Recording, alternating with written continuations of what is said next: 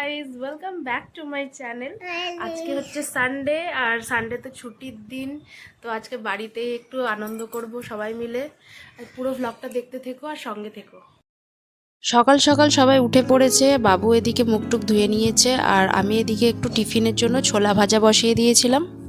Office যেদিন থাকে সেদিন বেশিরভাগ ভাত, খিচুড়ি, ওটস এইসবই হয়। আর ছুটির দিন বলে আজকে একটু ছোলা ভাজা করে নিলাম। আর ছোলা ভাজা কিন্তু রুটির সঙ্গে, মুড়ির সঙ্গে খেতে কিন্তু খুবই ভালো লাগে আমার।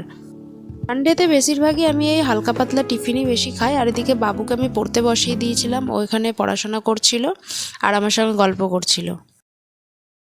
কোন স্কুলে পড়ো? আমি বিদ্যাপীঠ। প্রণবানন্দ বিদ্যাপীঠ। হ্যাঁ। আর তোমার কি হচ্ছে এখন? এক্সাম হচ্ছে? হ্যাঁ, এক্সাম হচ্ছে। তাই? আজকে আমার কালকে ছুটি না, কালকে স্কুল আছে। কালকে স্কুল আছে? কালকে কি? কালকে টিফিন খেয়ে তারপরে আমি রান্না বসিয়ে দিয়েছিলাম দুপুরের। তো এই সজনে ডাঁটা আলুর তরকারিটা রান্না করছিলাম। এখন তো সজনে ডাঁটা সিজন, বাজারে কিছু থাকুক আর না থাকুক সজনে ডাঁটা কিন্তু থাকবে। আর এদিকে আমার বর এনে রেখেছে চিকেন, তাই চিকেনটা রান্না হবে। তার আগে আমি স্নান করে নিই। এখানে চিকেন স্টু হবে, তার জন্য আমি সবজিটা আগে থেকে কেটে নিয়েছিলাম, কারণ স্নান সেরে আর এসব কাটাকুটি করতে ভালো লাগে না।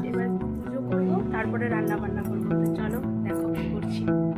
দেখো, এটা আমার একটা ছোট্ট ঠাকুর ঘর, আর কত সুন্দর লাগছে দেখো ঠাকুরগুলোকে সাজিয়েছি। আর এটা হলো আমার গুরুদেব। আর এখন গরমের সময় ফুলগুলোও বেশ ভালো পাওয়া যাচ্ছে, শীতকালে অত ফুল পাই না। আর এখন গরমের সময় সাদা ফুলগুলো ফুটেছে, ঠাকুরকে পুরো সাজিয়ে দিয়েছি। আর এদিকে আমার ছেলে এদিকে একটা ব্যানানা খাচ্ছিল আর খেলা করছিল। আর এদিকে চলে এসেছিল একটা পার্সেল। আমি অনেক দিন থেকেই ভাবছিলাম যে একটা ফটো অ্যালবামের অর্ডার দেবো, কারণ আমরা যখন ঘুরতে গিয়েছিলাম বেনারস, লখনৌ, তো সেখানে অনেক ফটো তোলা হয়েছিল। ফটোগুলোকে বের করাও হয়েছে, এবার ওটাকে সাজানোর জন্য তো অ্যালবাম চাই। অ্যালবামটা ছিল না, তো যাই হোক অ্যামাজনে অর্ডার করেছিলাম। তো সেদিন এসেছিলো, তো ওর বাবা সেটাকে ওপেন করছে।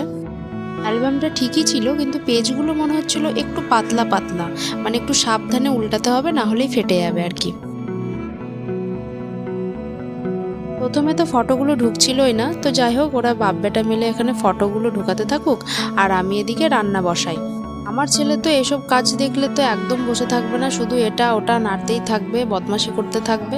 তো যাই হোক ওর বাবা ওকে নিয়ে বসেছিল, আর আমি এদিকে চিকেন স্টুটা করতে লেগেছিলাম। চিকেন স্টু খেতে আমার ছেলে তো খুবই ভালোবাসে, কারণ এমনিতে চিকেন খেলে ওর ঝাল লাগে, আর স্টু করে দিলে একটু বেশ ভালোভাবে খায়ও।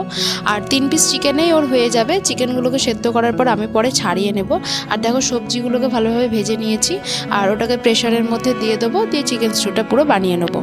চিকেন স্টুটা লবণ দিয়ে প্রেশারের মধ্যে বসিয়ে দিলাম, আর এদিকে আমি একটু জিরে আর গোলমরিচ ভালোভাবে শিলে বেটে নিলাম।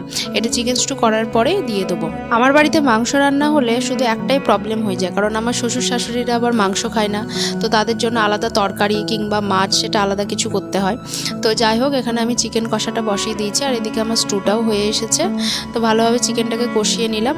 চিকেন কষা, চিকেন স্টু, তারপরে তরকারি সব রান্না করতে তো অনেক সময় লেগে যায়। তবে রবিবারটা ছুটির দিন, সবাই বাড়িতে থাকে, তাই রান্না বান্না করতে একটু ভালোই লাগে। আর এদিকে দেখো স্টুটাও হয়ে গিয়েছে পুরো। গল্প করতে করতে দেখো স্টু হয়ে গেল, চিকেন হয়ে গেল, সব কিছু রেডি। এবার আমি স্টু থেকে চিকেনগুলোকে সব তুলে নেবো, আর সেগুলো একটু ছাড়িয়ে নেবো, আর হাড়গুলোকে একটু আলাদা করে রেখে দেবো, কারণ এগুলোকে না ছাড়িয়ে দিলে আবার আমার ছেলে খেতে পারবে না। দেখো চিকেনটাও পুরো কমপ্লিট। আর এবার আমি দিয়ে দিলাম একটু গরম মশলা। গরম মশলাটা দিয়ে আর একটু নেড়ে চেড়ে আমি গ্যাসটা বন্ধ করে দেবো। ছুটির দিনগুলোতে ভাবি বাড়িতে অন্য কোনো কাজ করব, কিন্তু সেগুলো আর হয় না, কারণ ছুটির দিন থাকে, রান্নাবান্নার চাপ থাকে, তারপরে ছেলেটারও স্কুল ছুটি থাকে, ওকেও দেখতে হয়।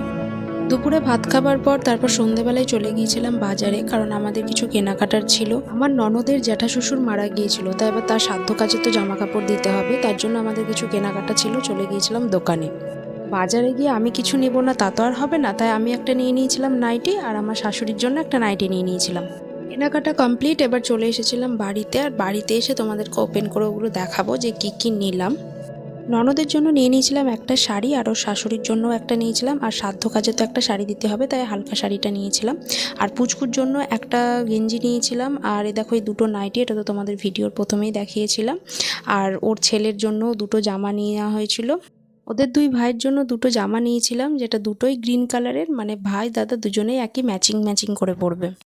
এই ছিল কেনাকাটা। আর ভিডিওটা যদি ভালো লেগে থাকে অবশ্যই লাইক করে দিও, আর চ্যানেলটাকে সাবস্ক্রাইব করে দিও, আর তোমার বন্ধু বান্ধবের সঙ্গে শেয়ার করে দিও। তো দেখা হচ্ছে নেক্সট ভিডিওতে। বাই।